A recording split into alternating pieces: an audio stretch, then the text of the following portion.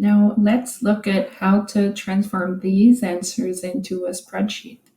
So while I'm in the tab for answers, I have this little icon here that I can click on, and my results will be downloaded and exported into Google Sheets.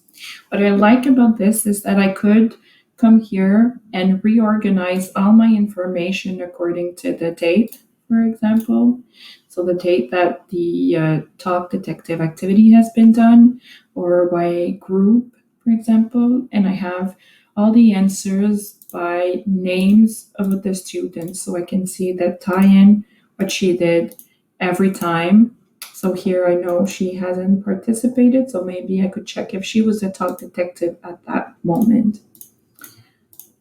So here is how you can use the talk detective spreadsheet. I hope this was useful.